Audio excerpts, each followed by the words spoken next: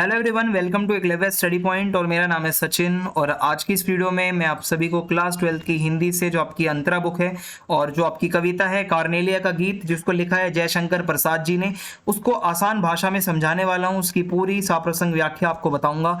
तो आपसे रिक्वेस्ट है कि आप प्लीज़ मुझे इंस्टा पे फॉलो कर लें, और अगर आपकी कोई भी क्वेरी हो तो आप मुझे मैसेज कर सकते हैं। मेरा यूज़र नेम आप सभी के सामने लिखा हुआ है। और अगर आपको पीडीएफ नोट्स चाहिए तो आप हमारे Telegram channel class 12 ESP new group को ज्वाइन कर लें, वहाँ पे आपको सारे नोट्स मिल जाएंगे। और आप हमारी वेबसाइट को भी ज़रूर विजिट करें www.eklavyastudypoint.com, वहाँ पे भी आपको नोट्स मिल जाएंगे। सो इंट्रोडक्शन के साथ स्टार्ट करते हैं। तो जयशंकर प्रसाद जी ने एक नाटक लिखा था चंद्रगुप्त नाम से, और उसी नाटक में से ये कविता ली गई है। और कार्नेलिया ये जो नाम है ये कविता का, तो आपको बता दूं, एक सिकंदर नाम से एक राजा है, उसके सेनापति सेल्यूकस की बेटी थी कार्नेलिया। ठीक है।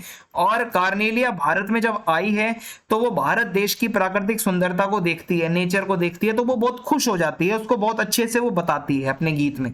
और वो चंद्रगुप्त विक्रमादित्य से प्रेम करती थी। एक राजा था चंद्रगुप्त विक्रमादित्य, उससे वो बहुत प्यार करती थी। और वो भारत में जब आई तो उसको भारत देश बहुत प्यारा लगा। और इस कविता में वो भारत देश की विशेषताएं ही बता रही है हमें। ठीक है। जब हम इसको पढ़ेंगे तो देखते हैं क्या है।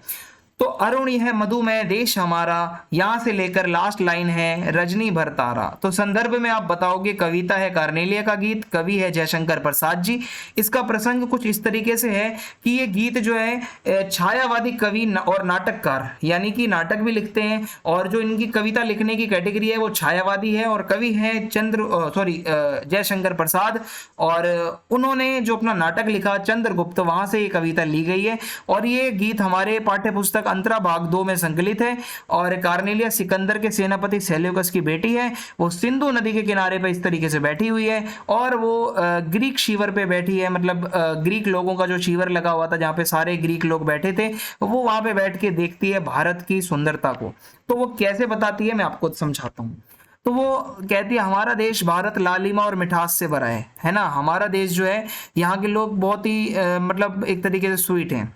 यहाँ सुबह का सूरज जब होता है, उदय होता है, जब सनराइज होता है, तो ऐसा लगता है मानो पृथ्वी पर वो लालिमा बिखेर देता है ना, रेड रेड सा लगता है सुबह सुबह।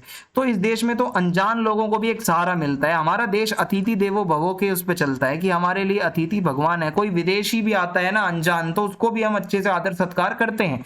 तो यहाँ के लोग इतने अच्छे हैं कि अनजान लोगों को भी पनाह दे देते हैं।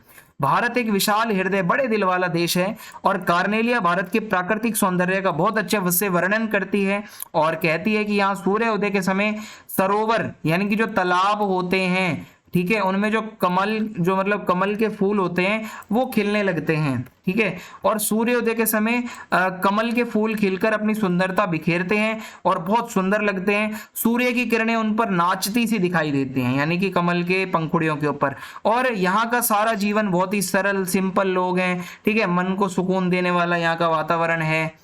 फिर वो कहती है, भारत की हरियाली से भरी जमीन पर जब सूर्य की किरणें पड़ती है तो ऐसा लगता है मानो जैसे हर तरफ किसी ने मंगल कुमकुम बिखेर दिया हो। कुमकुम होता है भाई रेड कलर का। तो ऐसे ही सूर्य की किरणें जब पड़ती हैं हरियाली पर, खेतों पर, तो लगता है मानो जमीन पर किसी ने कुमकुम सा बिखेर दिया हो। सुबह के समय पक्षी अपने छोटे छोटे इंद्रधनुष के जैसे पंखों को फैलाकर सुगंधित वायु के सहारे भाई पूर्व दिशा में उड़ते जाते हैं, और जिस तरफ वो पक्षी जा रहे हैं उस तरफ भारत है, और वो भारत को अपना घर समझते हैं, अपना घोंसला समझते हैं। कॉर्नेलिया कहती है कि भारत के लोग जो है, उनकी आंखों में हमेशा प्यार और करुणा से उनकी आंखें भरी रहती हैं। यहाँ के लोगों के अंदर, इनकी आंखों में दूसरे लोगों के लिए प्यार होता है। और कॉर्नेलिया सुबह सुबह जो सुंदरता होती है, जो मॉर्निंग का टाइम होता है, उसकी सुंदरता का वो बहुत अच्छे से वर्णन करती है। और जब रात भर जागने के बाद जो तारे मस्ती में ऊँगते हैं, है ना, जब सूर्य उदय हो रहा होता है तो तारे जाने वाले होते हैं, तो एक तरीके से ऐसा लगता है मानो पूरी रात जागने के बाद जो तारे हैं वो ऊँग रहे हों। तो उस टाइम पे सुबह होती है।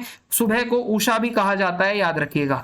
तो सुबह को यहाँ पे बताया गया है एक एक्ट्रेस या एक हीरोइन की तरह, नायिका, मेन कैरेक्टर जो सुबह है वो आती है, और ऐसी सुनहरी सुबह होती है मानो अपने कलश में वो सुख रूपी जल लेकर आती है और भारत की धरती पर लुढ़का देती है। यानी कि सुबह सुबह की जो किरणें होती हैं सूरज की, वो इतनी स्वर्णिम, इतनी सुनहरी होती हैं कि मानो ऐसा लगता है चारों तरफ एक तरीके से सुख रूपी जल बह रहा हो। अब मैं आपको बताऊं, देखो इस तरीके से कुछ लगता है ना सुनहरा सुनहरा जब सनराइज होता है तो प्रातः काल होने पर भारत के लोग सुखी तथा खुशहाल दिखाई देते हैं। यहाँ के लोग बहुत खुश होते हैं, सुबह सुबह खुशी से बातें करते हैं।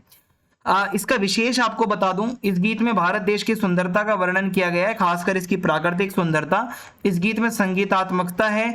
इस गीत की भाषा सरल और सहज है, बहुत ही इजी है। एंड एक वर्ड आया था लघु सरदनु, और इसमें उपमा अलंकार है, यानी कि छोटे छोटे इंद्रधनुष जैसे। जैसे का मतलब होता है कंपैरिजन हो रहा है, जहां कंपैरिजन हो रहा है समझ जाओ उपमा अलंकार है। फिर है उषा और तारों का मानवीकरण किया गया है। उषा सुबह है ना, और तारे मतलब तारे, तो उषा रूपी नायिका आती है, लड़काती है, लुढ़काती है। भाई अब सुबह अब वाकई में थोड़ी ना ये सब करता है, ये तो इंसान करता है, मानव करता है।